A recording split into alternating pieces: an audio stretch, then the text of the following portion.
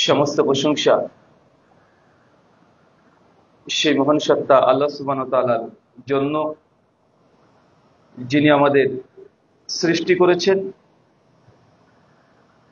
শুধু সৃষ্টি করেননি, এই পৃথিবীতে সহস্র কোটি মাখলুকাত সৃষ্টি করার পরেও যিনি আমাদের এই মানব জাতিকে সর্বশ্রেষ্ঠ জাতি, সর্বশ্রেষ্ঠ মাখলুকাত এবং সর্বশ্রেষ্ঠ নবী মুহাম্মদে আরবি সাল্লাল্লাহু আলাইহি ওয়াসাল্লামের উম্মত হিসেবে প্রেরণ করেছেন, সেই মহান সত্তা আল্লাহ সুবহানাহু ওয়া তাআলার সংক্ষিপ্ত শুকরিয়া সুজুদ আদায় করি তার নিজের শেখানো ভাষা দিয়ে। সকলে এক বাক্যে পড়ি আলহামদুলিল্লাহ। আজ জুমার দিন। আল্লাহ সুবহানাহু ওয়া তাআলা তিনি বছরে ৩৬৫টা দিন সৃষ্টি করেছেন। তিনি টাইম তথা সময়ের সৃষ্টিকর্তা। সময় এটা একটা সৃষ্টি, একটা সময় এই সময়টি ছিল না, আল্লাহ সুবহানাহু ওয়া তাআলা সময়কে রচনা করেছেন। বিজ্ঞান আমাদের বলে, সায়েন্স বলে যে বিগ ব্যাংয়ের পরে টাইম অ্যান্ড স্পেস এই দুটোকে ক্রিয়েশন করা হয়েছে, দুটোই ক্রিয়েট করেছেন। পবিত্র কোরআন মাজিদে দেখবেন একাধিক জায়গাতে আল্লাহ সুবহানাহু ওয়া তাআলা সময় তথা টাইমকে নিয়ে শপথ করা হয়েছে। তার মানে বোঝা যাচ্ছে এই সময় বা টাইম এটা আল্লাহ সুবহানাহু ওয়া তাআলা অনেক গুরুত্ব রাখে। ওয়াল ফাজরি ওয়াল আসর, টাইমের শপথ আছে না? অনেক জায়গাতে পৃষ্ঠায় পৃষ্ঠায় কোরআন মাজিদে সময় কেন্দ্রিক অনেক আপনি কসম পেয়ে যাবেন। আজ জুমার দিন, সপ্তাহে 7খানা দিন আছে, প্রত্যেক দিনই আল্লাহ সুবহানাহু ওয়া তাআলা সৃষ্টি করেছেন, কিন্তু একটা দিনকে আর একটা দিনের চাইতে আল্লাহ গুরুত্ব, মর্যাদা, মাকাম, ফজিলত, তার আজমত বেশি করে দেন। 12টা মাস আছে, 12টা মাসের মধ্যে 4টে মাস আছে হারাম মাস। সবগুলো আল্লাহ সৃষ্টি করেছে, কিন্তু একটা মাসের চাইতে আর একটা মাসকে গুরুত্ব আল্লাহ সুবহানাহু ওয়া তাআলা দিয়েছেন। তদ্রূপ আমাদেরকে গুরুত্ব দিতে হয়। যেমন রমজান মাস, এর একটা আলাদা বরকত, আলাদা ফজিলত আর আলাদা মাহাত্ম্য আছে। ঠিক এর জুমার দিন এটার একটা স্বতন্ত্র গুরুত্ব আছে। জুমার দিন হচ্ছে এমন একটি দিন যে দিনে আল্লাহ সুবহানাহু ওয়া তাআলা নবী আদম আলাইহিস সালামকে সৃষ্টি করেছিলেন। মিশকাত আল মাসাবি কিতাবুল জুমআ হাদিস নম্বর 1368, সে মুসলিমের হাদিস। জুমার দিনটা সেই দিন যেদিন নবী আদম আলাইহিস সালামকে আল্লাহ সুবহানাহু ওয়া তাআলা প্রথম আদেশ করেছিলেন, তাকে সরাসরি ওহী দিয়েছিলেন। জুমার দিন হচ্ছে সেই দিন যেদিন নবী আদম আলাইহিস সালামের দ্বারা একটা ত্রুটি হয়ে যায়। ওই দিনই আল্লাহ সুবহানাহু ওয়া তাআলার কাছে তিনি ক্ষমাই চাই এবং ওই দিনেই দুনিয়াতে তাকে নামিয়ে দেওয়া হয়। জুমার দিন হচ্ছে এমন একটা দিন যেই দিনে কোনো মানুষ যদি মৃত্যুবরণ করে, তাহলে সেই দিনের কবরের আযাব পর্যন্ত তার জন্য মাফ করে দেওয়া হয়। জুমার দিন হচ্ছে সেই দিন যেদিন নবী আলাইহিস সালাম বলছেন আমার উপরে অধিক অধিক দুরূদ পাঠ করো। কিন্তু সমাজে আসে 80 বার করতে হবে, 100 বার করতে হবে, এটা নয়, নির্দিষ্ট নয়, যত সম্ভব। এটা একটা ইবাদত, একটা আমল। এই দিনে অধিক পরিমাণে নবীর প্রতি দুরূদ পড়তে হবে।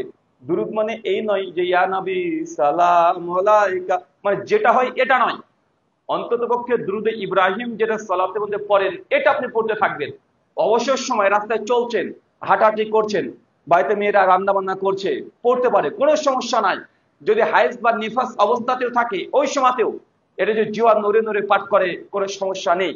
এই যে জুমার দিনে বরকত, ফজিলত আল্লাহ বলছেন, সহিহ বুখারী হাদিস নম্বর 930, কোন ব্যক্তি যদি জুমার দিনকে লক্ষ্য করে সকালবেলাতে সুন্দর করে গোসল করেছে, তার কাছে যে সুগন্ধি আছে আতর, এটাকে পর্যাপ্ত পরিমাণে যতটুকু আছে ততটুকু ব্যবহার করেছে, তারপর পায়ে পায়ে হেঁটে হেঁটে 1-2 পা করে যদি মসজিদে আসে এবং ইমাম সাহেব খুতবা যদি নীরবতা অবলম্বন করে শোনে, মাঝখানে কোনো অপ্রয়োজনীয় অনার্থক কোনো কাজে কর্মে লিপ্ত হয় নাই, তাহলে এই ব্যক্তির জন্য এই জুমা থেকে আগামী জুমা, এই 7 থেকে 8টা দিন যতই গুনাহ সাগীরা ছোট ছোট গুনাহ আপনি করেন, আল্লাহ সুবহানাহু ওয়া তাআলা সব ক্ষমা করে দিবেন। তাবরানী আল মুজাম্মিল কাবীর হাদিস নাম্বার 765।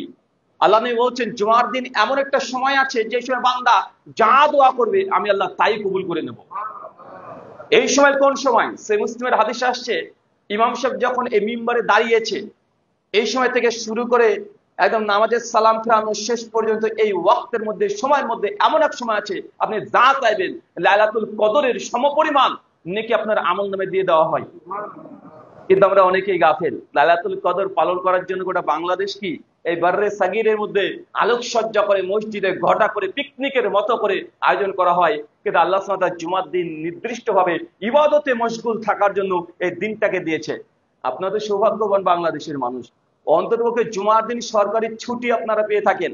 পৃথিবীর অন্য কোনো জায়গায়, যেন আমাদের ইন্ডিয়াতে জুমাবার নয়, রবিবার, সানডে এই দিনকে ছুটির দিন ঘোষণা করা হয়েছে। মানুষ সালাত আদায় করতে আসলেও তাকে তাড়াহুড়া করে আসতে হয়, আবার দ্রুত গতিতে চলে যেতে হয়। কেন? কেন এই সময়টার মধ্যে পরিবর্তন আছে না নাই? তা আপনাদের সৌভাগ্যবান, এই দিনে অধিক পরিমাণে জিকির, তসবিহ, তাহলিল, তওবা, ইস্তেগফার, কোরআন মাজিদ পাঠ করা, অনর্থক করে সময় যেন না কাটে। ইমাম ইবনে কাইয়িম আজ-জাওজিয়্যি রাহিমাহুল্লাহ বলছেন অন্যান্য হাদিসকে সামনে রেখে যে জুমার দিন ওই দোয়াটা যে আল্লাহ কবুল করে কোন সময়, একাধিক হাদিসে সময় বর্ণনা করা হয়েছে। তাদের ইমাম ইবনে কাইয়িম বলছেন যে জুমার আজান যখন পড়তে শুরু করেছে সেই সময় থেকে শুরু করে একদম মাগরিবের ওয়াক্ত আসার মুহূর্ত পর্যন্ত সর্বদা মানুষজন ইবাদতে মশগুল থাকে। এই সময়টা ইবাদত করলেই তার আল্লাহ সুবহানাহু ওয়া তাআলা যে দোয়া করবে সে দোয়াটাই কবুল করে নেবেন। সহিহ বুখারী কিতাবুল জুমা হাদিস 932, আল্লাহ নবী বলছেন কোন ব্যক্তি যদি জুমার দিন খুব সুন্দরভাবে গোসল করেছে, আতর গোলাপ যা আছে সেগুলো মেখেছে, সুন্দর পোশাক পরেছে, সুন্দর পোশাক মানে নতুন পোশাক নয়, মানে আপনি স্পেশাল খাস ভাবে রেখে দিয়েছেন এই যে এই ড্রেসটা আমি জুমার দিনে পরবো, এই যে একটা একগ্রতা, জুমার দিনের প্রতি আপনার একটা উৎসাহ, জামাটা পুরাতনই হোক সমস্যা নেই, কিন্তু না এক সপ্তাহ ধরে স্ত্রীকে বলে দিয়েছেন শোনো জুমার দিনে কিন্তু এই পোশাকটা পরে রাখবো, পরে যাবো, তুমি কেচে এটাকে ইস্ত্রি করে রেখে দিবে, এই যে একটা খাস করে নিলেন। সুন্দর পোশাক এটাই, সুন্দর পোশাক এই নয় যে প্রত্যেক জুমাতে গিয়ে আপনি নতুন নতুন জামা প্যান্ট কিনে নিয়ে আসবেন, পাঞ্জাবি জুব্বা এগুলো কিনে আসবেন, এটা নয়, নির্দিষ্ট করে নিলেন। এইভাবে কেউ যদি মসজিদে আসে সেই দিন আসমান থেকে আল্লাহর বেশ কিছু ফেরেশতা মালাইকা তারা দুনিয়ার প্রত্যেক জুমার মসজিদে উপস্থিত হয়ে যায় খাতা নিয়ে, আমল নামা নিয়ে, এবং প্রত্যেক জুমার মসজিদের দ্বারে দ্বারে দরজায় দরজায় তারা অপেক্ষায় অপেক্ষমান থাকে। কে সে ব্যক্তি? কারণ তাদেরকে আল্লাহ জানিয়ে দিয়েছেন আজকে জুমার দিনকে উদ্দেশ্য করে তার কারো যদি ইখলাস পূর্ণ থাকে, বিশুদ্ধ নিয়াতে যদি আসে, নেকির উদ্দেশ্যে যদি আসে জুমা কেন্দ্রিক, তাহলে যে ব্যক্তি মসজিদে প্রথম পা রাখবে নামাজের উদ্দেশ্যে, সালাতের উদ্দেশ্যে, তুমি ওই ব্যক্তির আমল নামায় একটা লাল উট কুরবানি করলে যে নাকি হয় তার আমল নামায় সেটা দিয়ে দিবে। আমরা তো কুরবানির সময়তে অনেক আমরা বিতর্কতে জড়িত হয়ে যাই যে এক হুজুর বলেছে 7 ভাগা কুরবানি হবে, আরেকজন বলছে হবে না। আর আমাদের কাছে প্রশ্নের পর প্রশ্ন, হুজুর কোনটা ঠিক, ভাগাতে চলবে কি চলবে না? ভাইয়ান, আপনি প্রত্যেক সপ্তাহে একটা কুরবানি উট মানে কুরবানি করলে যে নাকি ওই সংখ্যক নাকি অর্জন করতে পারেন, টাকা পয়সা খরচ বাদ দিয়ে মাত্র কয়েক ঘন্টার ব্যাপার। আরে জুমা মসজিদে তো আপনাকে আসতেই হবে, অন্তত পক্ষে যদি ক্লাসটা যদি পূর্ণ থাকে আর আগে যদি আধা ঘন্টা আগে সে বসে থাকতে পারেন, তাহলে আপনার আমল নামায় ওই লাল উট মানে আমাদের এলাকার উট নয়, বা আপনি যেমন কুরবানি দেন এমনটা নয়। আপনার কুরবানি দেওয়ার মানে কুরবানি দেন কিভাবে? আপনার স্ত্রী ছাগলটা ছেড়ে দিয়েছে আর রাস্তাতে চলতে গিয়ে হঠাৎ করে একটা গাড়িতে এসে বাড়ি মেরে দিয়েছে, আর অমনি সঙ্গে সঙ্গে মানুষ বলে, এলাকাতে বলে না, মানত করে দিয়েছে যে আল্লাহ ছাগলটা যদি বেঁচে যায় তাহলে কুরবানি দিয়ে দেবো। মানে আমাদের কুরবানি তো এটা, মানে আল্লাহ যদি বাঁচিয়ে দেয় তাহলে কুরবানি দিয়ে দেবো। মানে আমরা সবসময় খুঁজে বেড়াই যে কোন জিনিসটা আল্লাহকে দেবো যেটা অচল। 5টা ছেলে আছে, 4টে ভালো, বুদ্ধি বেশ ভালো, ওকে আপনি ইংলিশ মিডিয়ামে দিয়ে দিলেন। একটা আছে একটু মানে অ্যাবনর্মাল টাইপের, একটু কম বুঝে, বা একটু অন্ধ হয়ে গেছে, বা একটু শ্রবণ শক্তি কম, বলছে আল্লাহ তুমি তো দিয়েছো, তোমার জিনিস তোমাকে দিয়ে দিলাম, মাদ্রাসাতে ভর্তি করে দিয়ে চলে আসছে। তার জন্য আগেকার দিনে দেখবেন 20 বছর আগে চলে যান, অন্ধ হাফেজ, কানা হাফেজ, ন্যাংরা হাফেজ সব যেতে বেশি। কেন? বলছে আল্লাহ তুমি তো দিয়েছো, তোমার রাস্তায় দিয়ে দিলাম, আর ভালোগুলোকে সব কলেজ ইউনিভার্সিটিতে পড়াচ্ছে। আছে না নাই? এটা আমাদের অন্তর, এটা আমাদের ক্লাস। আল্লাহ সুবহানাহু ওয়া তাআলা যেটা রায় বিশুদ্ধ খাঁটি, আল্লাহ সুবহানাহু ওয়া তাআলা দেওয়ার মধ্যে কোনো ভেজাল থাকে না, আমরা মানুষরা হচ্ছে ভেজাল। আচ্ছা বলেন তো চাচা, এই যে আপনি যখন দোকানে গিয়ে দুধ কিনেন, ওই দুধের মধ্যে ভেজাল আছে না নাই? কিন্তু আল্লাহ সুবহানাহু ওয়া তাআলা গরুকে ঘাস খাওয়াচ্ছে, দুধ দিয়াচ্ছে, কোনো ভেজাল আছে? কোনো একদম খালেস, শুধু দুধ আর দুধ। আচ্ছা মৌমাছির যে মধু, মৌমাছি যে বমি করে দিচ্ছে, মধু তৈরি হচ্ছে, কোনো ভেজাল আছে? দুনিয়ার কোন ফ্যাক্টরি এরকম বিশুদ্ধ খাঁটি মধু তৈরি করতে পারবে? যেন মানুষের হাতে চলে আসছে, মধুর মধ্যে গুড় মিশিয়ে দিচ্ছি, কে চিনি মিশিয়ে দিচ্ছে, কে কত কেমিক্যাল দিচ্ছে, মানুষ আমরা ভেজাল। আল্লাহ সুবহানাহু ওয়া তাআলা যা দেয় এগুলো কোনোটাই ভেজাল নয়। মানে আমাদের মধ্যে কোনো খালাস মানে কোনো ইখলাস বিশুদ্ধ খাঁটি কোনো নিয়াতি নেই। আমরা যা পাই সবগুলোকে ভেজাল মিশ্রিত করতে আমরা একদম সর্বাধিক আমরা চেষ্টা করি। আল্লাহ সুবহানাহু ওয়া তাআলা এই জুমার দিন বিশেষ এই দিনটাকে আমাদেরকে গুরুত্বের সঙ্গে চলা তৌফিক দান করো, আমিন। আমাদের মধ্যে পূর্বে যারা জুমা কেন্দ্রিক অনিয়া, জুমা কেন্দ্রিক অলসতা, যে কেবল তো খুতবা শুরু করেছে হুজুরে, এখন ঘন্টা ব্যাপী হুজুর বকতে থাকবে, কি দরকার আর একটু ব্যবসা করে নি, আর একটু বিজনেস করে নি, একটু বাড়িতে গোসল লেট করে করছে, বাইরে হাঁটাহাঁটি করছে। আল্লাহ সুবহানাহু ওয়া তাআলা এইরকম ফজিলত থেকে আমাদেরকে তুমি যেন মাহরুম না করো, এরকম অন্তর তুমি জাগিয়ে দাও। চলে বলি আমিন। সম্মানিত সুধী, আজকে যে বিষয়ে গুরুত্বপূর্ণ আলোচনা হবে কিভাবে জান্নাতে ঘর পাওয়া যায়। কি বললাম বলেন তো? ঘর লাগবে। দুনিয়াতে বাড়ি তৈরি করতে পেরেছেন? একটা দুনিয়াতে আপনার মনের মতো বাড়ি তৈরি করতে গিয়ে আপনার 40 বছর বাপ বেটা পরিশ্রম করে একটা বাড়ি তৈরি করতে পারেননি, পেরেছেন? কিন্তু আল্লাহ সুবহানাহু ওয়া তাআলা তিনিও মানুষকে জান্নাতে তিনি ঘর দেবেন। এই ব্যাপারে কোরআন হাদিসে একাধিক দলিল আদিল্লাহ দিয়ে ভরপুর আছে। আমরা দুনিয়াতে মানুষের একটা ফিতরাত, মানুষের দুনিয়াতে বেঁচে থাকি কিছু আশা নিয়ে। তার মানে একটা আশা যে আপনি এবছরে একটা কাঁচা মানে টিনের বাড়ি ছিল, আপনার স্বপ্ন, ইনকাম করেন আর ভাবেন কবে যে একটু ইটের দেওয়ালটা দিতে পারবো।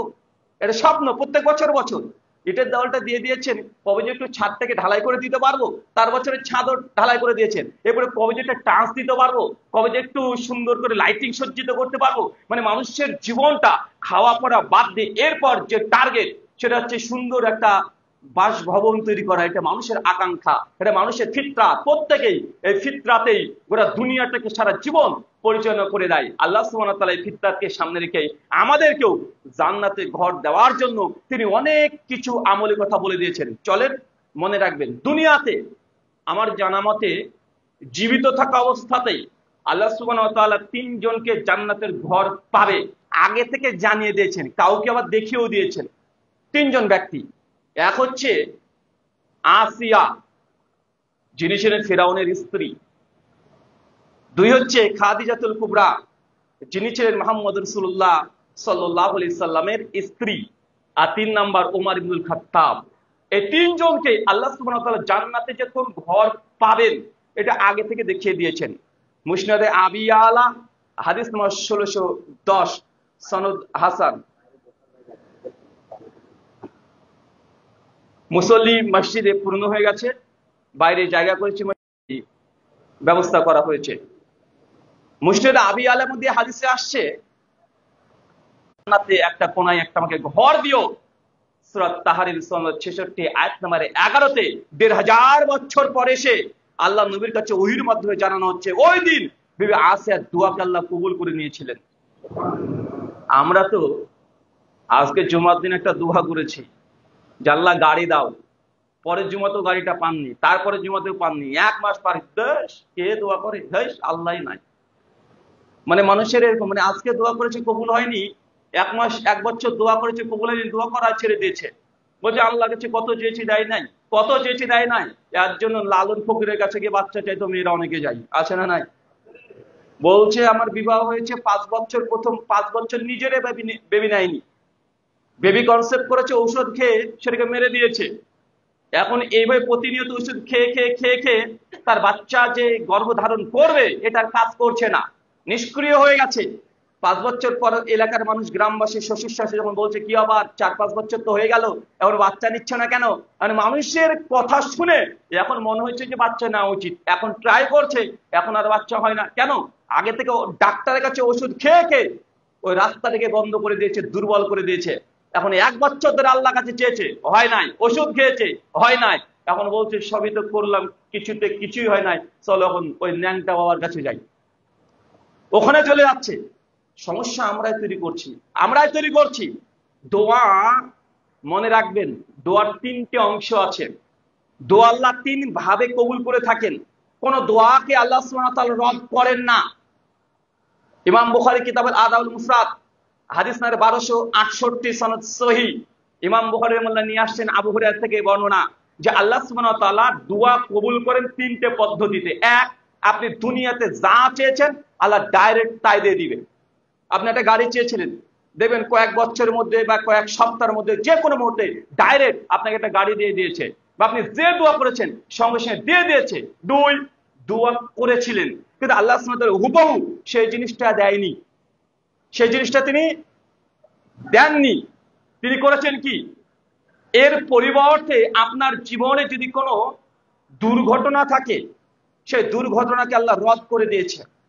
এরকম অনেক ঘটনা পাওয়া যায় যে একটা ফ্লাইটে আপনারা উঠবেন বা একটা ট্রেন, একটা গাড়িতে ব্যস্ততা, উঠতে পারেননি, আপনি তখন আফসোস করছেন, হায় আফসোস, আরে আজকে আমি গাড়িটাকে ফেল করে দিলাম, ট্রেন ফেল করে দিলাম, আজকে ঢাকাতে আমার ইন্টারভিউ ছিলাম, চাকরি পেয়ে যেতাম। একটু পর আধা ঘন্টা 1 ঘন্টা পরে আপনি খবর পাচ্ছেন যে ট্রেনটা ছেড়ে গেছে, ওই ট্রেনটা মানে অ্যাক্সিডেন্ট করেছে, তখন আপনিও প্রশংসা করছেন, আলহামদুলিল্লাহ, ভাগ্য ভালো যে আমি গাড়িতে উঠি নাই। জীবনে এমন কিছু হয় কি হয় না, মানে আপনি যেটা চাচ্ছেন সেটা হলো না তাৎক্ষণিক, কিন্তু 1 ঘন্টা 2 ঘন্টা 10 দিন 20 দিন পর ভাবছেন যে না, ওটা আমার জন্য কল্যাণকর ছিল। তো আল্লাহ সুবহানাহু ওয়া তাআলা দোয়া দ্বিতীয় ভাগে কবুল করে কিভাবে, যে কোনো দোয়া করেছেন কিন্তু সরাসরি আল্লাহ না দিয়ে আপনার জীবনে কোনো যদি খারাপ কোনো প্রভাব থাকে আল্লাহ সেটা সরিয়ে দেন। 3, দোয়া করেছেন দুনিয়াতে কোনোভাবেই কবুল করেনি, আল্লাহ সুবহানাহু ওয়া তাআলা ওই দোয়াটাকে তিনি রেখে দেন জান্নাতে। জাহান্নামে যখন মানুষ প্রবেশ করবে, ওই দোয়া করেছেন এবং সবর করেছেন, আল্লাহর প্রতি কোনো অভিযোগ করেন নাই, আল্লাহ সুবহানাহু ওয়া তাআলা ওই দোয়াটাকে তখন নেকি বানিয়ে দিয়ে আপনার আমলনামে দিয়ে দিবে। তো দোয়া করলে গুনাহ হবে না নেকি হবে? আরে ভাই, নেকি আর নেকি, দোয়া করলে কখন এটা বাতিল হয় না। দোয়া বান্দা করবে আর আল্লাহ সুবহানাহু ওয়া তাআলা কবুল করবে, এটা হচ্ছে বান্দার সঙ্গে আল্লাহর একটা কন্টাক্ট। আপনাকে দোয়া করেন, কিন্তু দোয়া নিয়েও এখন অনেক বাড়াবাড়ি আছে না নাই? হুজুর তো আপনারা দোয়ারে তো ফজিলত বললেন, তো আমাদের এই মসজিদে ফরজ নামাজে পড়ে মুনাজাত যে হয় না, চাচা দোয়া মুনাজাতের মধ্যে পার্থক্য আছে, সেই দিকে আমি যাচ্ছি না, আপনাকে এতটুকু বোঝানোর চেষ্টা করছি। বিবি আসিয়া প্রথম সে নারী যাকে জান্নাতে ঘর দেওয়া হয়েছে। মুসনাদে আবি আলার বর্ণনা আসছে, যখন আসিয়া মৃত্যুশয্যায় শায়িত, ওই সময়তে ফেরেশতারা সে কোন ঘর পাবে জান্নাতে তার চোখের সামনে তুলে ধরেছিল। 2, আমা খাদিজাতুল কুবরা, তাকেও জান্নাতের সুসংবাদ দেওয়া হয়েছে। শুধু জান্নাতের সুসংবাদ নয়, জান্নাতে ঘর দেওয়ার সুসংবাদ দেওয়া হয়েছে। সহিহ বুখারী 4232 নম্বর হাদিস, 4232 নম্বর হাদিস সহিহ বুখারী। আল্লাহর নবী একদিন তিনি ঘরে আছেন, আমা খাদিজাও তিনি কাজ করছেন, হঠাৎই ফেরেশতা জিবরিল বাড়ির মধ্যে প্রবেশ করেছে, এসে আল্লাহ নবীকে সালাম দিয়ে বলছেন, ইয়া রাসূলুল্লাহ, ওই যে আপনার স্ত্রী আসছে খাদিজা, দেখেন হাতে একটা খাবারের পাত্র আছে, তাকে যান বলেন যে আল্লাহ সুবহানাহু ওয়া তাআলা তাকে আসমান থেকে সালাম পাঠিয়েছেন, আমার খাদিজাকে আল্লাহ সালাম পাঠিয়েছেন। সঙ্গে সঙ্গে জিবরিল বলছেন, ইয়া রাসূলুল্লাহ, আপনি বলে দেন যে খাদিজার জন্য জান্নাতে আল্লাহ এমন চমৎকার ঘর নির্মাণ করেছে, যার ভেতর থেকে বাইরে দেখা যায়, বাইরে থেকে ভেতর দেখা যায়, এত চকচকে ঘর, তাকে এই সুসংবাদটা দিয়ে দেন। তার মানে আমরা দ্বিতীয় একজন ব্যক্তির নাম পাচ্ছি যাকে জান্নাতে আগে থেকে ঘর দিয়ে দিয়েছে। একটা হচ্ছে আসিয়া, 2 নম্বর হচ্ছে খাদিজা। ইসলামে অনেক অভিযোগ করে যে নারীদেরকে নাকি কোনো অধিকার দেওয়া হয়নি, কোনো মর্যাদা দেওয়া হয়নি। তো 3 জন জান্নাতে ঘর পাবে, তার মধ্যে 2 জনই প্রথম নারীদের নাম নেওয়া হয়েছে। এটা হচ্ছে ইসলাম, এটা মানে ফ্যাক্ট। মানুষ অভিযোগ তো অনেক কিছুই করতে পারে, এটাই বাস্তবতা। পৃথিবীর অন্য কোনো ধর্ম বা রিলিজিয়ার বিশ্বাসে নারীকে এমন সম্মান মর্যাদা দেওয়া হয়নি ইসলামে যতটা দেওয়া হয়েছে। 3, ওমর ইবনুল খাত্তাব, সহিহ বুখারী 3220 নম্বর হাদিস। ওমর বিন খাত্তাব একদিন বসে আছেন, আল্লাহর নবী আলাইহিস সালাম বলছেন, ওমর, আমি যখন মেরাজে গিয়েছিলাম ঠিক সেই সময়তে জান্নাত জাহান্নাম সমস্ত কিছু ভ্রমণ করলাম। অবশ্যই জান্নাতের একটা কর্নার দিয়ে আমি হেঁটে হেঁটে যাচ্ছি, হঠাৎ একটা ঘরের দিকে লক্ষ্য করলো, ঘরটা এতই চমৎকার যে আমার দৃষ্টি বারবার ওই ঘরের দিকে চলে যায়, আর আমি বারবার তাকাই, আমার মন চাই যে ঘরের মধ্যে একবার প্রবেশ করি। আমি ফেরেশতা জিবরিলকে বললাম, জিবরিল, এত চমৎকার ঘর কার জন্য? জিবরিল বলছে, ওমর বিন খাত্তাবের জন্য এই ঘরটিকে প্রস্তুত করা হয়েছে।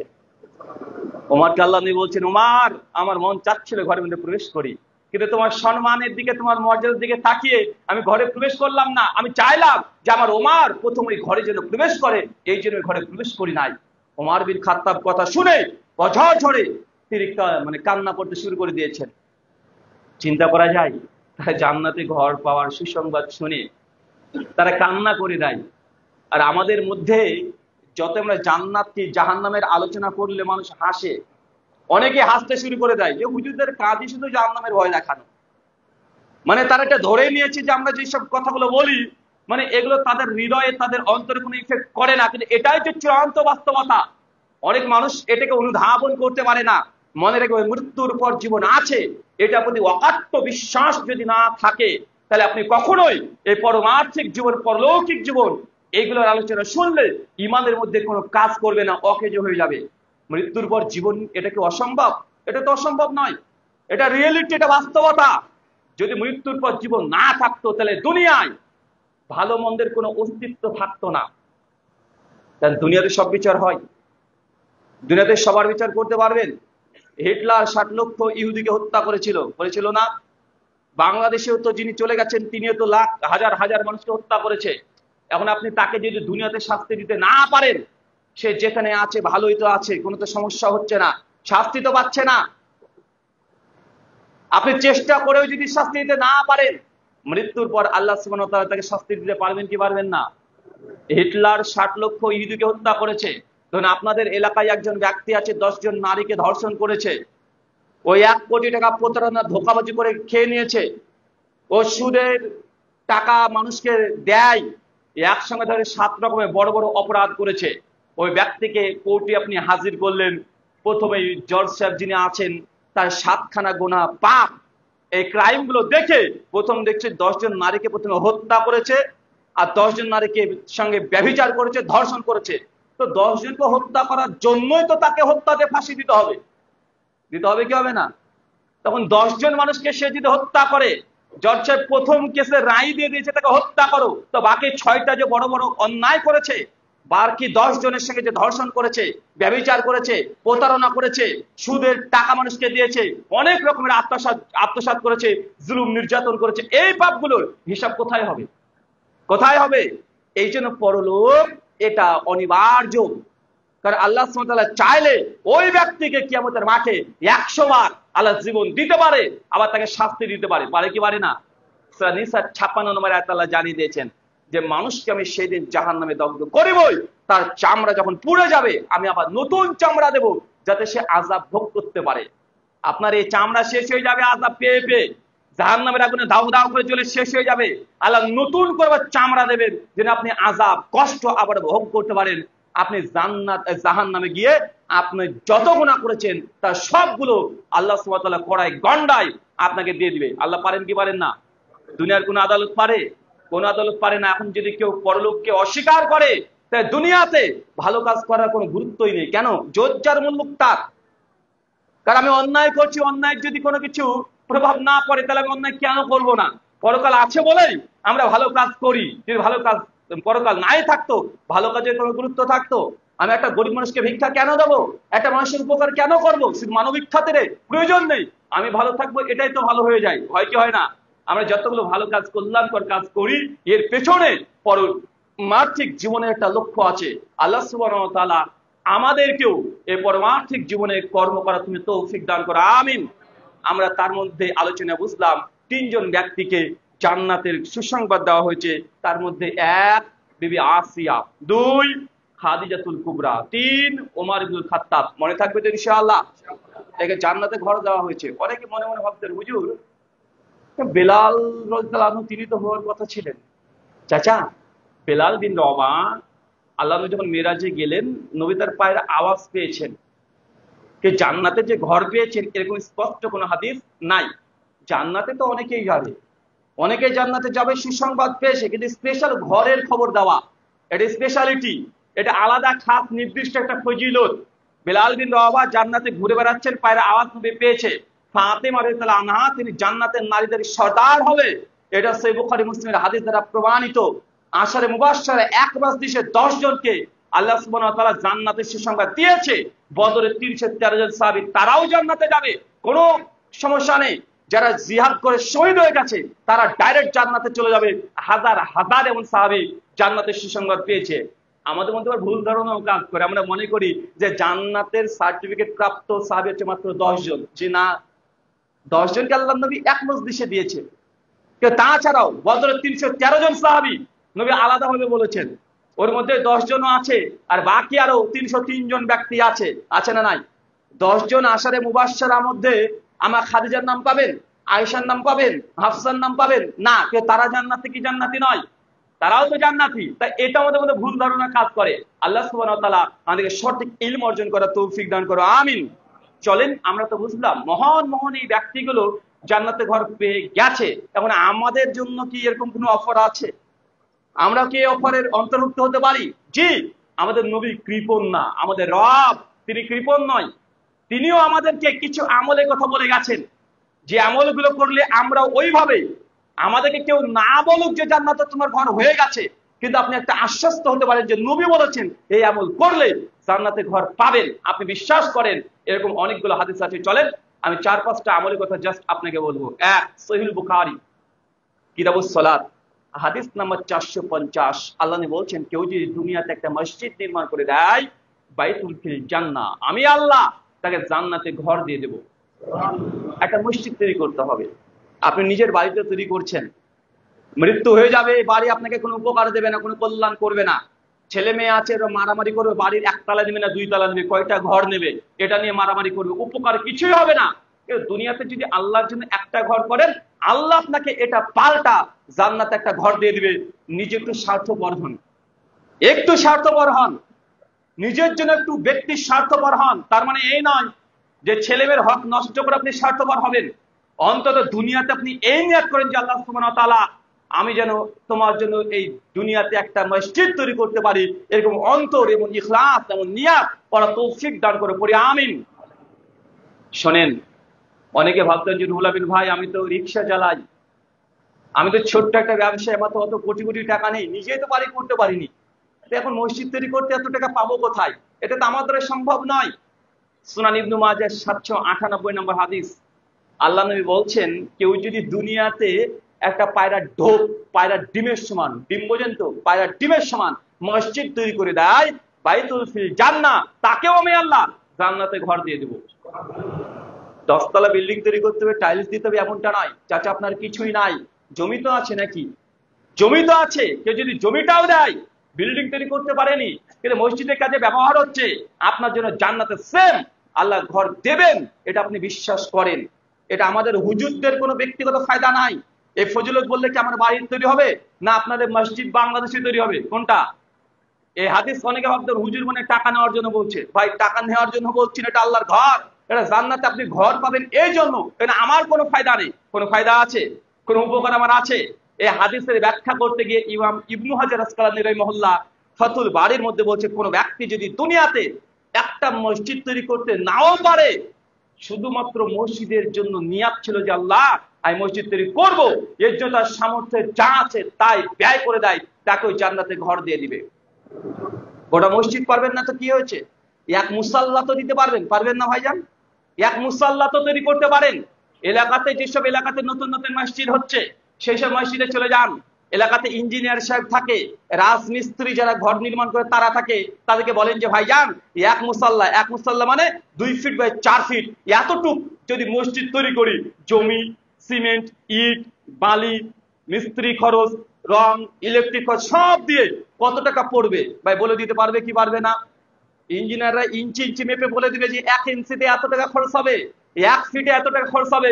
আপনাকে হিসাব দিয়ে দিতে পারে যে 2 ফিট বাই 4 ফিট এক মুসাল্লা মানে একজন মানুষ যেন নামাজ পড়তে পারে, সম্পূর্ণ খরচ 50,000 টাকা খরচ হবে, এরকম বলতে পারে কি পারে না?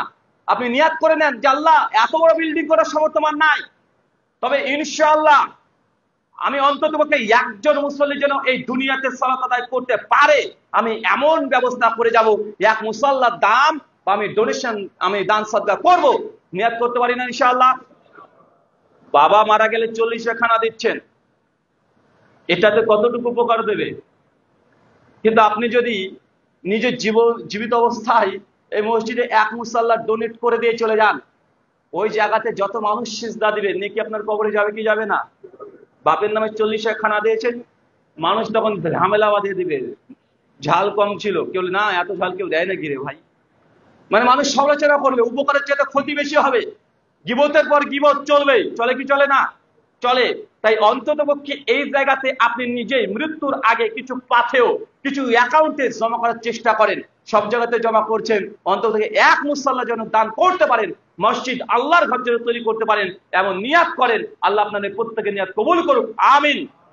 সম্মানিত সুধী, তার মানে প্রথম একটা আমল পেলাম, ওমর বিন খাত্তাব আমাদের খাদিজার মতো জান্নাতে ঘরে সুসংবাদ পেতে চাইলে একটা মসজিদ নির্মাণ করেন। সম্ভব না হলে এক মুসাল্লা, তাও যদি সম্ভব না হয়, মায়েদেরকে বলি, কখনো যদি কেউ মসজিদের জন্য আপনার কাছে দান চাইতে আসে, সদকা চাইতে আসে, কখনোই যেন খালি হাতে সে মানুষকে ফিরে দিয়েছেন এমন আমল যেন আপনার আমল নামে না থাকে।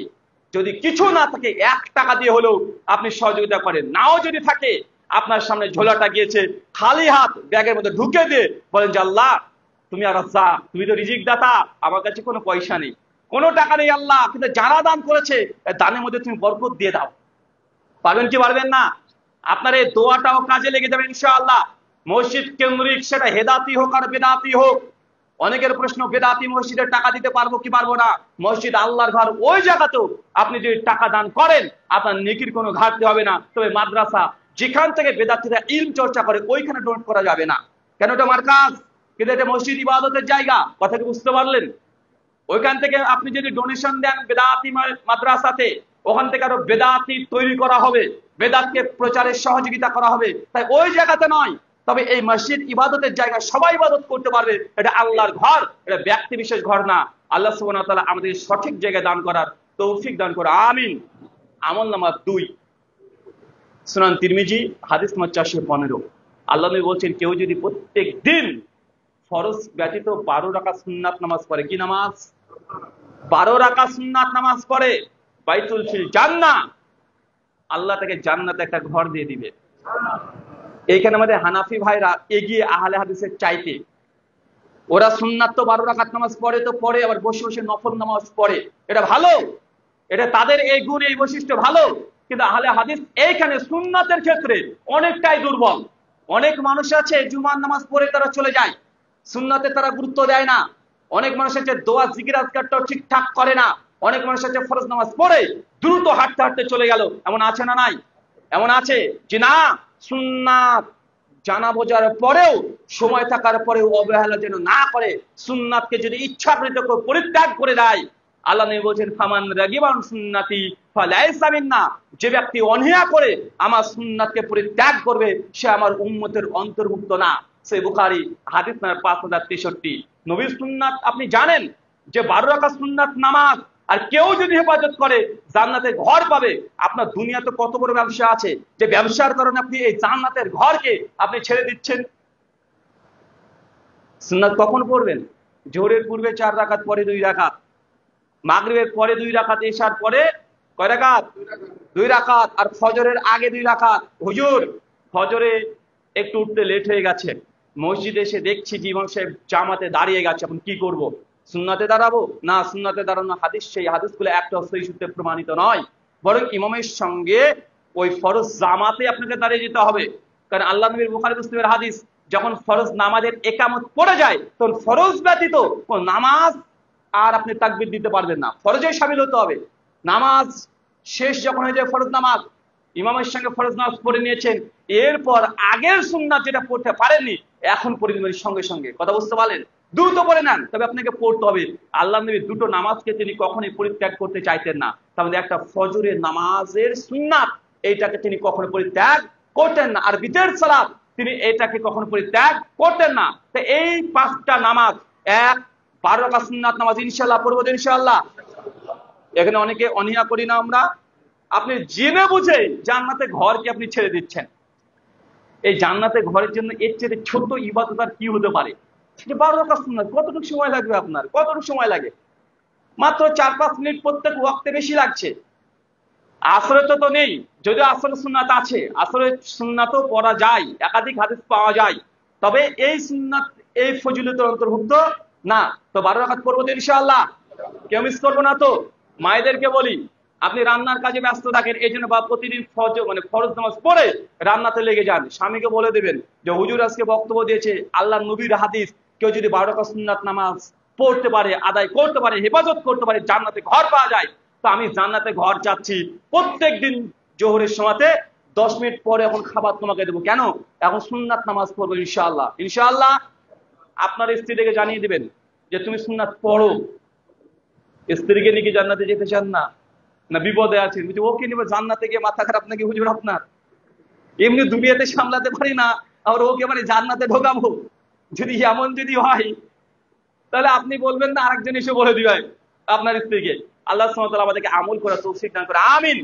সম্মানিত শুধু আমল নাম্বার 3, যে আমলে জান্নাতে ঘর পাওয়া যায়। তিরমিজি হাদিস নাম্বার 1021, সুনান দারিমি হাদিস নাম্বার 412। আল্লাহ নবী বলছেন, কোন ব্যক্তি যদি প্রতিদিন 10 বার সূরা ইখলাস পাঠ করে, সে কালবানি সনদকে হাসান বলেছেন। শোয়েব আরনাউত কিছুটা দুর্বল তিনি বলেছেন, তবে আলবানী মোল্লা সনদকে হাসান বলেছেন। কেউ যদি প্রতিদিন 10 বার সূরাতুল ইখলাস, কোন সূরা? সূরা ইখলাস মুখস্থ আছে না নাই? চাচা আমি জানি আপনি আয়াতুল কুরসি এখনো মুখস্থ করতে পারেননি, এটাও জানি। অনেক দোয়া আপনার জানা নাই, এমনকি দোয়ায় কুনুতে না জানেন, এটাও জানেন না। বয়স হয়ে গেছে, মুখস্থ করতে চাইলেও পারেন না, তো সূরা ইখলাস জানা আছে না নাই? অনেকে বলে সূরা ইখলাস আবার কি? ইখলাস চাচা না তো আবার, মানে পাড়াতে দেখা যাচ্ছে কারো নাম ইখলাস আছে, এখন নাম আছে না নাই? চাচা ইখলাস মানে ওই সূরা ইখলাস, কুল, 3 কুলের 1 কুল, মানে আপনার ভাষা কোনটা? কুল হুয়াল্লাহু আহাদ, বলো তিনি আল্লাহ এক এবং অদ্বিতীয়। আল্লাহুস সামাদ, তিনি আল্লাহ, কারোর মুখাপেক্ষী নন। লাম ইয়ালিদ ওয়া লাম ইউলাদ, তিনি আল্লাহ, কাউকে জন্ম দেননি, তিনিও কারো কাছ থেকে জন্ম নেননি। ওয়া লাম ইয়াকুল্লাহু কুফুয়ান আহাদ, তার সমতুল্য সমকক্ষ আর কেউ নেই। এই সূরা ইখলাস যদি কেউ 10 বার পাঠ করতে পারে, নবী বলছেন বাইতুল ফিল জান্নাহ, তাকেও আমি আল্লাহ জান্নাতে ঘর দিয়ে দেব। এর চেয়ে কি দেবেন জান্নাতে ঘরের জন্য? বেশি না, মাত্র 10 বার পড়তে হবে। হুজুর কোন সময় পড়ব? কোনো নির্দিষ্ট সময় নেই। আজকে ফজর থেকে শুরু করে একদম মাগরিবের পর্যন্ত, আগের মুহূর্ত পর্যন্ত সময় যখন পাবেন, যখনই পান না কেন অন্ততপক্ষে পড়ে নেন। হুজুর রাস্তাতে হাঁটতে হাঁটতে পড়া যাবে? জি যাবে। গাড়িতে বসে আসে যাবে? যাবে। সবজি কাটছি, রান্না করছি, সেই সময় মনে পড়ে গেল, পড়তে পারবো? জি পারবেন। হায়েজ নেফাস অবস্থায় আছি, নাপাক অবস্থায় আছি, সেই সময় কি পড়তে পারবো? জি পারবেন। সেই সময়তে কোরআন মাজিদকে টাচ করে ধরাটা পড়া নিষেধ, কিন্তু মাথায় যদি মুখস্থ থাকে আপনি পড়তে পারবেন, আপনি তিলাওয়াত করতে পারবেন, তওবা করতে পারবেন, ইস্তেগফার করতে পারবেন, দুরূদ পড়তে পারবেন, সমস্ত কিছু পারবেন। ভাই নাপাক অবস্থায় সালাম দেওয়া জায়েজ না নাজায়েজ? তো সালামটা কি? আসসালামু আলাইকুম মানে কি বলছেন? আপনার শান্তি বর্ষিত, তো এটা দুরূদ না, মানে এটা দোয়া না? আর এটাও তো দোয়া। মানুষ মনে করে ওই সময় এই কাজটা করা যায় না। আল্লাহ সুবহানাহু ওয়া তাআলা আমাদের প্রত্যেকদিন 10 বার সূরাতুল ইখলাস পাঠ করা তৌফিক দান করুন, আমিন।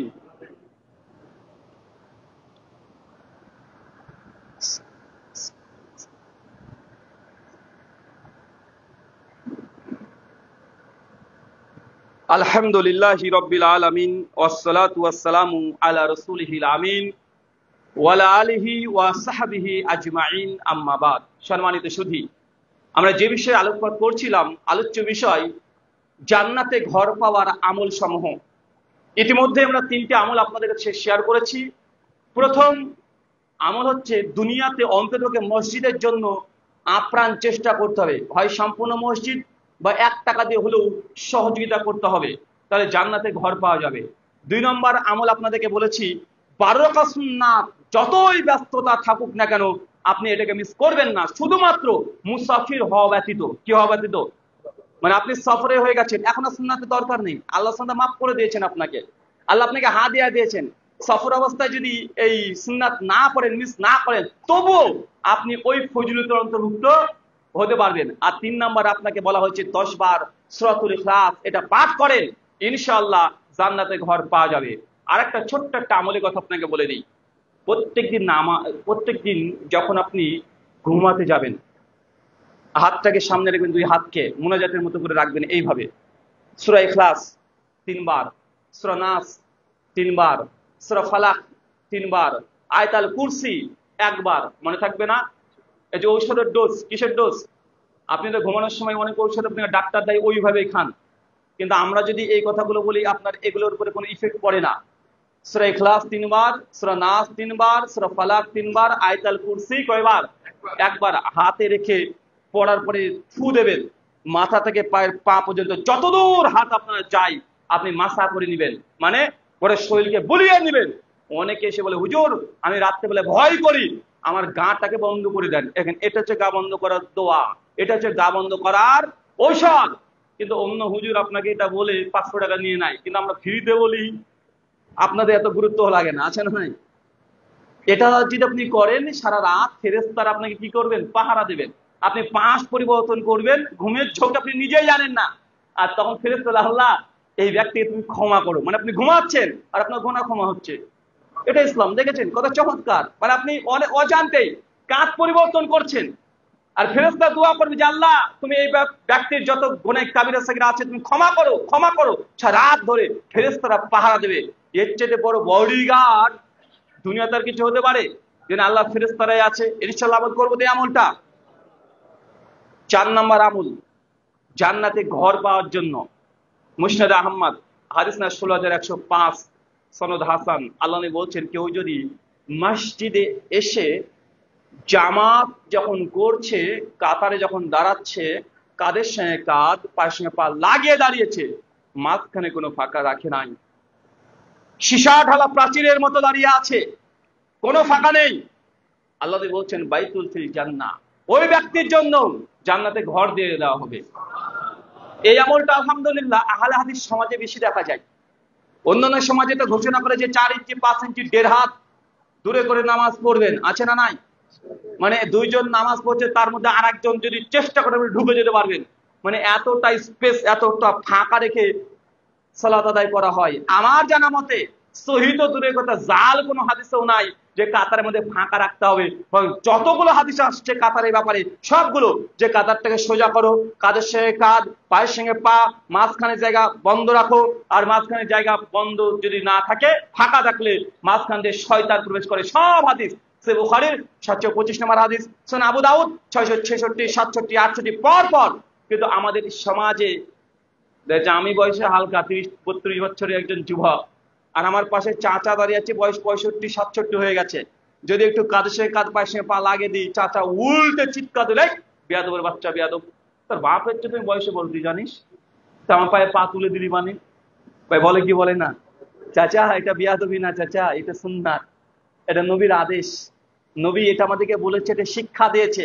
আপনার কাছে বেয়াদবি হতে মনে হতে পারে, কিন্তু ইসলাম এই কাঁধের সঙ্গে কাঁধ, পায়ের সঙ্গে পা লাগিয়ে ইবাদত কেন যে করতে দিয়েছে, এটা আপনি অনুধাবন করতে পারেন না। গোটা বিশ্ব জগতে একটা সময় ছিল যে মানুষকে বড় কে ছোট কে অস্পৃশ্য, এই কাস্ট ইজাম এখন মধ্যে ভারতে প্রচলিত আছে।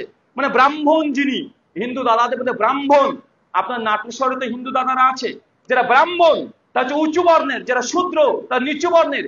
কোন শূদ্র যদি ব্রাহ্মণের গায়ে টাচ করে দিয়েছে, তো ব্রাহ্মণ এখন অপবিত্র, নাপাক হয়ে গেছে। মানে তাদের বিশ্বাস, মানে পবিত্র হবে কিভাবে? 3 দিন তাকে এখনো উপোস থাকতে হবে, আর 3 দিন গোমূত্র পান করতে হবে। এখন আমাদের ইন্ডিয়াতে এরকম উঁচু বর্ণ নিচু বর্ণ নিয়ে মারামারি হয়। রাজস্থানের সাইডে, ইউপির সাইডে একজন শূদ্র ক্ষত্রিয়দের, মানে হিন্দু ইসলামে আছে যে ক্ষত্রিয় যারা 14 শ্রেণী, তারা গোপ রাখবে। কি রাখবে? গোপ রাখবে। আর যারা শূদ্র তারা গোপ রাখতে পারবে না।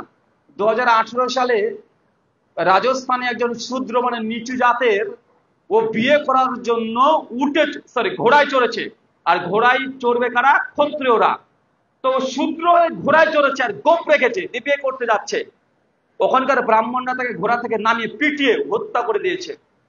এখন এরকম চলছে গোটা বিশ্ব জগতে, অনেক জায়গাতে আছে। আমেরিকা তো উন্নত, কিন্তু শ্বেতাঙ্গ আর হচ্ছে সাদা বর্ণ আর কালো বর্ণ, কৃষ্ণাঙ্গ, এটা নিয়ে দীর্ঘদিন ধরে মারামারি হয়েছে। কেন? মানুষের মধ্যে তারা ভেদাভেদ তৈরি করেছে, কে বড় কে ছোট, সাদা কালো, এগুলো ছিল। কিন্তু আল্লাহর নবী একবারে এসে জাত বা এই জাতি শ্রেণী যা আছে বর্ণাশ্রম ধর্মকে আল্লাহ ডাইরেক্ট বিদায় হজ্জের ভাষায় তিনি বাতিল ঘোষণা করে দিয়েছেন। এই জন্য বেলাল বিন রাবাহ, দক্ষিণ আফ্রিকার মানুষ, তাদের মানুষ এখনো দেখবেন কালো কুচকুচে, দেখতে মোটেও আপনার পছন্দ হবে না, কেমন ধরনের দেখতে, শরীরের গঠন খুব ভালো না। কিন্তু আল্লাহ নবী তাকে কাবা শরীফের উপরে তুলে দিয়েছে, দাওয়া যান। আল্লাহ জানিয়ে দিয়েছেন ইসলাম হচ্ছে এমন একটা দিন, এমন একটা ধর্ম যেখানে কোনো অস্পৃশ্যবাদ কোনো স্থান নাই। এই জন্য ইংল্যান্ডের কানাডার একজন খ্রিস্টান ইসলাম গ্রহণ করেছে, তার জীবনীতে আলোচনা করতে গিয়ে বলছেন যে আমি ইসলাম গ্রহণ করার কারণ হচ্ছে যে মসজিদে আমি যখন দেখেছি কাদের সঙ্গে কাঁধ পায়ের সঙ্গে পা লাগিয়ে নামাজ পড়ছে, এটা আমাকে অনুপ্রেরণা দিয়েছে, যেটা কেমন একটা ধর্ম, যেখানে বড় ছোট একজন একজন এমএলএ যদি থাকে, প্রধানও যদি থাকে, আর এলাকার ভ্যান চালক আসে, তারপরে পাশে দাঁড়াতে হবে, ও এখন এমএলএ বলে ওকে সামনে দিয়ে দিবেন, এমন কি ইসলাম? না। তো জুমাতে শেষে এসে পেছনে কাতারে দাঁড়াও। তুমি এমনি এমএলএ হতে পারো, এমপি হতে পারো, কিন্তু মসজিদ আল্লাহর ঘর, সবাই সমান, সবার একটাই পরিচয়, আব্দুল্লাহ, আল্লাহর গোলাম। কার গোলাম? আল্লাহর গোলাম। আল্লাহ সুবহানাহু ওয়া তাআলা এই সুন্নাতকে জীবন্ত করার তৌফিক দান করো, আমিন। তাবরানী আওসাত হাদিস নাম্বার 19103, আল্লাহ বলছেন, কেউ যদি আমার মৃত একটা সুন্নাতকে জীবিত করে, তাহলে ওই ব্যক্তির আমল নামায় 50 জন শহীদের নেকি দিয়ে দেওয়া হবে। এখন এই যে কাদের সাথে কাঁধ লাগানো, এই সুন্নাত কি জীবিত না মৃত? এটা প্রায় মৃত হয়ে গেছে। মানুষ এটাকে খারাপ সুন্নাত মনে করে, মানে খারাপ রীতি মনে করে। এটাকে জীবিত করার দায়িত্ব আমাদের, ইনশাআল্লাহ করবো তো ইনশাআল্লাহ। চাচা আপনাকে বলি, আপনি খুব প্রেস্টিজে নেন এখানে, যে আমার পায়ের সঙ্গে পা লাগিয়ে দিল, চাচা পায়ের পরে পা তুলে দিল, চাচা এটাই সুন্নাত, মসজিদ আল্লাহর ঘর। একটু সবর করেন, ধৈর্য ধরেন, অটোমেটিক একদিন আপনার ভালো লাগবে, যখন আপনি ভাববেন যে আমার নবী বলেছে, আরে আমার ব্যক্তিত্বের কোনো মূল্য আছে? নবী বলেছে, তা আমার এখানে মূল্য কি আছে? যখন এমন হৃদয় ইমান চলে আসবে, অটোমেটিক এই আমলটা আপনার জন্য তখন আস্তে আস্তে ভালো লাগবে, মহব্বত হবে। নবীর সুন্নাত আপনি যখন ভালোবাসতে বাধ্য হয়ে যাবেন, হৃদয় তখন চাইবে যে না, নবীর যে কোনো সুন্নাত আমি পালন করবো ইনশাআল্লাহ। আমল নাম্বার 5, সুনান তিরমিজি হাদিস নাম্বার 1021, শেখ আলবানী সনদ হাসান বলেছেন। অন্যান্য মুহাদ্দিস সনদে কিছুটা দুর্বলতা আছে, বলার চেষ্টা করেছেন। আল্লাহ সুবহানাহু ওয়া তাআলা একদিন মালিকুল মউতকে ডাকছেন, বলছে, মালিকুল মউত, আজকার রুহটাকে কবজ করেছ। মালিকুল মউত তখন জবাব দিয়ে বলছে, মালিকুল মউত মানে আপনার ভাষায় আজরাইল। কোন ফেরেশতা? আজরাইল, মানে যমরাজ, মানে হিন্দু দাদারা বলে, মানে আজরাইল। আল্লাহ তখন চাইছে, কার রুহটাকে কবজ করেছো? মালিকুল মউত বলছে, আল্লাহ, আজকে অমুক গ্রামের অমুক ব্যক্তির সন্তানকে আজকে আমি কবজ করেছি, তার মৃত্যু দিয়েছি। আল্লাহ পাল্টা আবার প্রশ্ন, মালিকুল মউত, সত্যি কি তার আজকে রুহটাকে কবজ করেছো? মালিকুল মউত, জি আল্লাহ, আজকে অমুক ব্যক্তির কলিজার টুকরা সন্তানকে আজকে তার রুহটাকে আমি কবজ করে নিয়ে চলে এসেছি। আল্লাহ তখন বলছে যে, মালিকুল মউত, সেই সময় তার পিতামাতা কি বলছিল তার কলিজার টুকরাকে যখন নিয়ে চলে আসলে? মালিকুল মউত জবাব দিয়েছে, আল্লাহ, সেই সময় তার বাবা মা বলছিল, আলহামদুলিল্লাহ, ইন্না লিল্লাহি ওয়া ইন্না ইলাইহি রাজিউন। আল্লাহ এই কথা শোনা মাত্রই তখন বলছে যে, এমন সময় এমন পরিস্থিতি যে সন্তান মারা গেছে, তারপরেও সেই ব্যক্তি আমার প্রশংসা করছে, যাও তাদেরকে খবর দিয়ে দাও, জানিয়ে দাও সুসংবাদ, যে ব্যক্তি এমন পরিস্থিতিতেও আমার শুকরিয়া আদায় করে, বাইতুল ফিল জান্নাহ, তার জন্য জান্নাতে একটা ঘর আছে, সেই ঘরের নাম বাইতুল হাম। সে ঘরের নাম কি? বাইতুল হাম, মানে প্রশংসিত সেই ঘর। তার মানে এই নয়, এই হাদিসের ব্যাখ্যা করতে গিয়ে তাওফাতুল আওয়াজির মধ্যে উবাইদুর রহমান মুফতি রাহিমাহুল্লাহ তিনি বলছেন, তার মানে এটা নয় যে মানুষ মারা গেলে আপনি আলহামদুলিল্লাহ বলবেন, কারণ এই হাদিসে আছে বিধায় এই জন্য নয়। মানে এমন সেই ব্যক্তির তাকদীরের প্রতি এতই ভরসা, সে মায়ের বা বাবার এতই ভরসা যে তার সন্তান মারা গেছে, এই সময় ধৈর্য ধারণ করা সম্ভব হয় না মানুষের। কেউ মারা গেলে, মা 10 মাস 10 দিন গর্ভ ধারণ করেছে, প্রস্রাব যন্ত্রণা এতই কঠিন, দুনিয়াতে এত কঠিন যন্ত্রণা কোনো জায়গাতে নাই, কিন্তু বাচ্চা যখন প্রস্রাব হয়েছে, সেই সময় ডাক্তার বলছে মৃত বাচ্চা, বা 1 ঘন্টা 2 ঘন্টা পর মারা গেছে, বা 2 দিন পর মারা গেছে, এই সময়তে পিতা মাতা ধৈর্য ধারণ করা খুব কঠিন।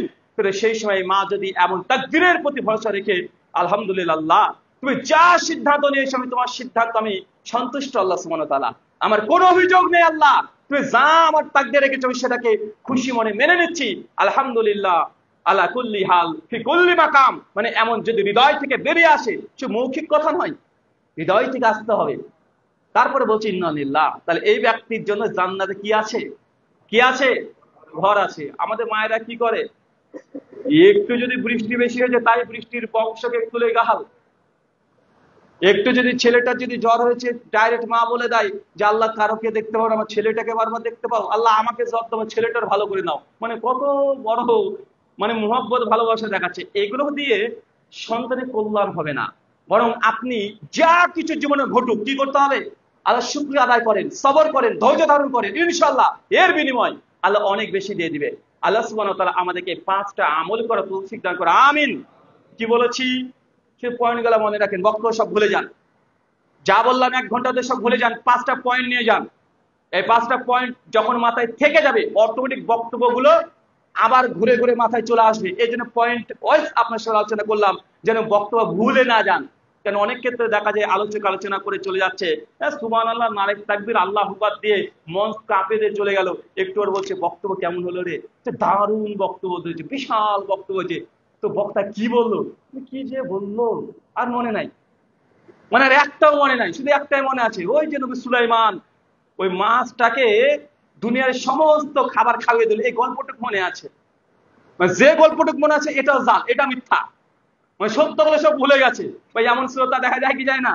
আরে এমন শ্রোতা আমাদের বেশি, আমরাও ওই ফিল্ডে কাজ করছি, কি করব, অন্ধের দেশে আমরা চশমা বিক্রি করছি। মানে আমাদের শ্রোতা কাস্টমার হচ্ছে এই কোয়ালিটির। 1 নম্বর, জান্নাতে যাওয়ার আমল, মসজিদ নির্মাণ করা। যত সম্ভব আপনি মসজিদ কেন্দ্রিক দান ডোনেশন করবেন, কখনো খালি হাতে যেন ফেরত না যায়, এমন বদ আমল যেন আপনার আমল নামে না থাকে। 2 নম্বর, 12 রাকাত সুন্নাত যে কোনো মূল্যে আদায় করবেন। শুধু মুসাফির, যতক্ষণ আপনি মুসাফির না হচ্ছেন ততক্ষণ আদায় করবেন ইনশাআল্লাহ। 3 নম্বর, 10 বছর ইখলাস চর্চা আজ থেকে শুরু করে দেন, মিস যেন না হয়, আজ থেকে শুরু করে দেবেন। আজকেই জুমার পরেই এই আমলটা শুরু করে দেন, খুব কঠিন আমল নয়, এই ছোট্ট আমল। অনেকে ভাবতে হুজুর কি বলছেন, অলরেডি 10 বার পড়ে নিয়েছি, অতই বোকা নাকি আমি, 10 বার পড়ে নিয়েছি। আর মনে মনে ভাবছেন যে জান্নাতে আপনার ঘর রেডি হয়ে গেছে, মানে নীলটল ঢালাই চলছে আজকে। ভাই একদিন আমল করলে পাবেন না এটা। ভাবছেন যে আজকে একবার পড়ে দিয়েছে জান্নাতে ঘর রেডি হয়ে গেছে, মানে এমন সব, মানে এটা খাস আমল। কি আমল? খাস আমল, মৃত্যু পর্যন্ত এই আমলটা আপনার থাকবে, গোপন আমল, কেউ জানবেন, আপনি একা একাই আমলটা করেন, যে কোনো সময় করে নেন, মানে নিজের অজান্তেও ভুল যেন না হয়। যদি ভুল হয়ে যায় ইনশাল্লাহ পাবেন, যদি অনিচ্ছাকৃত ভুল হয় আল্লাহ ক্ষমা করবেন। ইবনে মাজার হাদিস, যে আমার উম্মতের অনিচ্ছাকৃত ভুলকে আল্লাহ ধার্তব্যের মধ্যে নেবেন না। তা আপনি যদি ভুলে যান কোনোদিন, সমস্যা নেই, কিন্তু আপনি পড়বেন ইনশাআল্লাহ। 4 নম্বর আমল কি বলেছি বলেন? যে জামাতে যখন দাঁড়াবেন মসজিদে, কাদের সঙ্গে কাঁধ, পায়ের সঙ্গে পা লাগিয়ে দাঁড়াবেন, কোন লজ্জার কোনো জায়গা এখানে নাই। আর 5 নম্বর পয়েন্ট কি বলেছি? জীবনে যাই ঘটুক অন্তত হৃদয়কে, কলকে পরিষ্কার করেন, অন্তরকে পরিষ্কার করে ফেলেন, যেন আল্লাহর প্রশংসা শুকরিয়া আদায় করতে পারেন। এমন প্রশংসা, এমন জিহ্বা আপনাকে তৈরি করতে হবে, যে জিহ্বা দিয়ে অটোমেটিকই ওই জিনিসও আলহামদুলিল্লাহ বেরিয়ে যায় যেটা আপনার ক্ষতি করছে, কিন্তু আল্লাহ দিয়েছে তাকদির, আমার কোনো ইচ্ছা নাই, আমার কোনো হাত নেই, কিন্তু আল্লাহ তাকদির দিয়েছে, আমি তাকদিরে খুশি হলাম, আলহামদুলিল্লাহ। পারবো তো ইনশাআল্লাহ 5টা আমল করতে? আল্লাহ সুবহানাহু ওয়া তাআলা এই 5খানা আমল করা তৌফিক দান করে, আমিন। আমাদের মধ্যে যারা অসুস্থ আছে আল্লাহ সুবহানাহু ওয়া তাআলা, তুমি আশ-শাফি, তুমি সুস্থতা দানকারী, আমাদের প্রত্যেককে তুমি শিফাই কুল্লিয়া, সুস্থতা দান করো, আমিন। আমাদের মধ্যে যারা হালাল উপার্জন এখন করতে পারি না, আল্লাহ তুমি আর-রাজ্জাক, তুমি রিজিক দাতা, আমাদের প্রত্যেককে হালাল উপার্জন দিয়ে পূর্ণ করে দাও, আমিন। আমাদের মধ্যে যারা ঋণগ্রস্ত আছে আল্লাহ সুবহানাহু ওয়া তাআলা এই ঋণের গজব, ঋণের আযাব থেকে আমাদের পরিত্রাণ দান করো, আমিন। এই বলে আজকের মতো জুমার খুতবা শেষ করলাম। ওয়ামা আলাইনা ইল্লাল বালাগ, সুবহানাকা আল্লাহুম্মা ওয়া বিহামদিক, ওয়া আশহাদু আল্লা ইলাহা ইল্লা আনতা, আস্তাগফিরুকা ওয়া আতুবু ইলাইক। আসসালামু আলাইকুম ওয়া রাহমাতুল্লাহি ওয়া বারাকাতুহু।